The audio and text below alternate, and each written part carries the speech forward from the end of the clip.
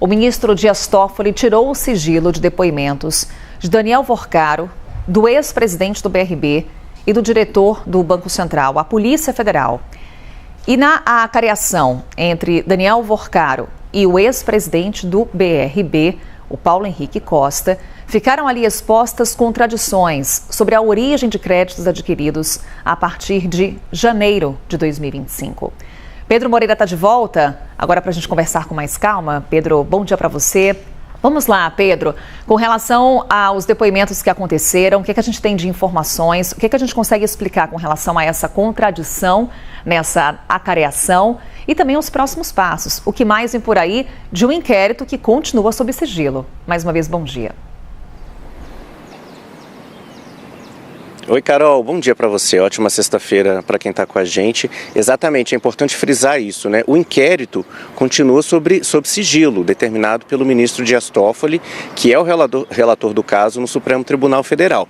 O ministro levantou o sigilo apenas destes depoimentos que aconteceram no dia 30 de dezembro. É importante a gente lembrar também um pouco do contexto, né, Carol?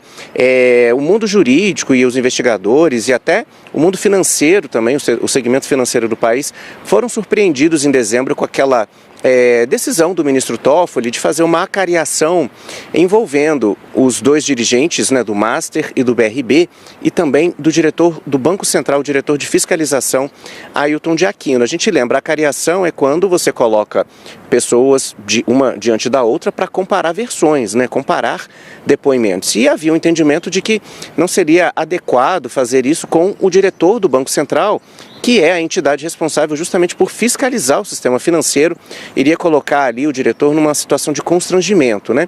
E aí, depois da repercussão negativa daquela decisão por uma acariação, o ministro Dias Toffoli voltou atrás, determinou que seriam primeiro prestados depoimentos e aí a necessidade de uma acariação ou não seria definida pela delegada da Polícia Federal responsável pelo caso, responsável por colher aqueles depoimentos.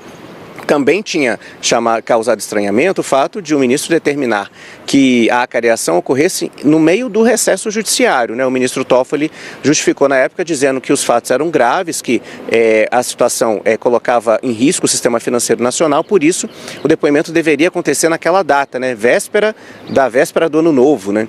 Mas então a delegada ouviu os depoimentos de Paulo Henrique Costa, o ex-presidente do BRB, o Banco de Brasília, que inclusive foi afastado do cargo, né, da posição por determinação da Justiça quando foi deflagrada a Operação Compliance Zero, e ouviu o depoimento também de Daniel Vorcaro, o fundador do Banco Master, e do diretor do Banco Central, Ailton de Aquino. E aí a delegada decidiu fazer a acariação apenas entre Vorcaro e Paulo Henrique Costa, dispensando o diretor do Banco Central. E são esses depoimentos, então, que a gente teve acesso agora. Primeiramente, o conteúdo dos depoimentos foi divulgado pelo portal Poder 360, mas a CNN confirmou o conteúdo e agora também a gente já tem até os vídeos, né, desses depoimentos que foram gravados naquela ocasião. E a incoerência ali das versões se dá principalmente, Carol, na origem da carteira de crédito que estava sendo negociada entre o Banco Master e o BRB. A gente lembra que o Master vinha tentando vender para o BRB uma carteira de créditos consignados de cerca de 12 bilhões de reais. E foi esse negócio que levantou a maior suspeita das autoridades de investigação e culminou na deflagração da Operação Compliance Zero. O que disseram cada um dos dirigentes, né? O Daniel Vorcaro, fundador do Banco Master, disse que era de conhecimento do BRB que aquela carteira de créditos consignados pertencia a uma outra empresa, a Tirreno, que é uma empresa também que é investigada nesse esquema.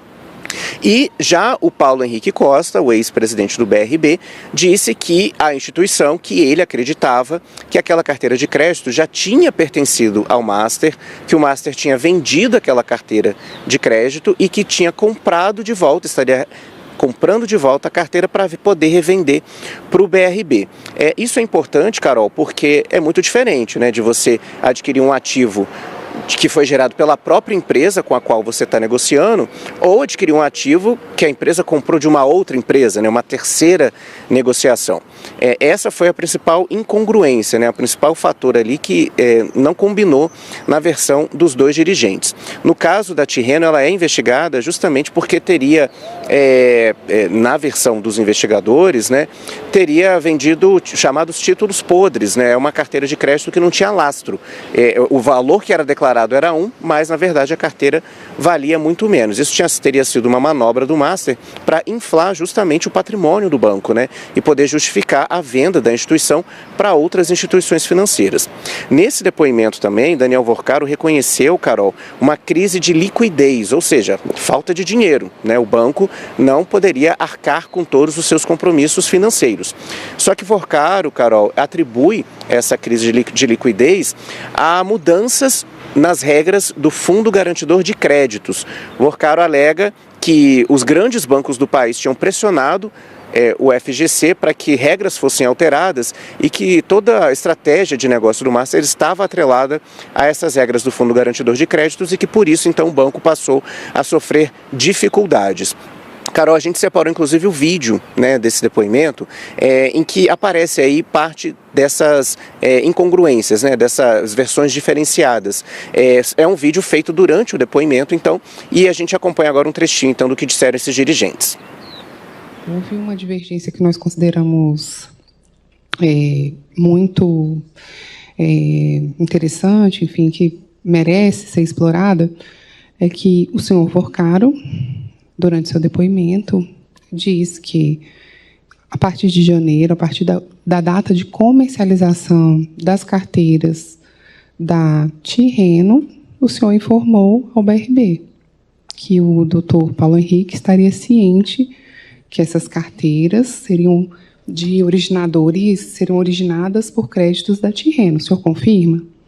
Não, na verdade, a gente anunciou que a gente faria vendas, né, naquela ocasião, de originadores terceiros. A Tirreno, nem eu mesmo sabia naquela ocasião, se eu não me engano, que existe que o nome Tirreno, né? Acho que a gente chegou a conversar por algumas vezes que a gente começaria um novo formato de comercialização, que seria de terceiros, carteiras originadas por terceiros e não mais originação própria.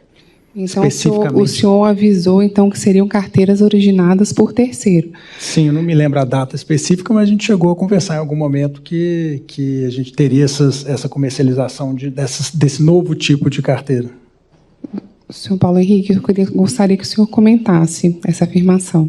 Meu entendimento, que eu coloquei aqui mais cedo, é que eram carteiras originadas pelo Master, que haviam sido vendidas ou negociadas a terceiros e que o Master estava recomprando e revendendo para a gente. Não tem essa informação de ser revendida pelo Master. E vamos a mais um ponto. O ex-presidente do Banco de Brasília, Paulo Henrique Costa, disse que sabia que o Banco Master poderia quebrar. Doutora Janaína, a gente cumpriu todos os prazos. A operação em si...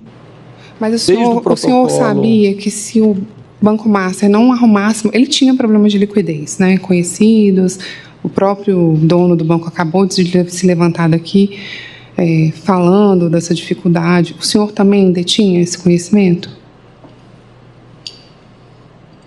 Ao longo do processo de instrução e das diligências, nós passamos a ter uma visão mais clara do fluxo de caixa do Master.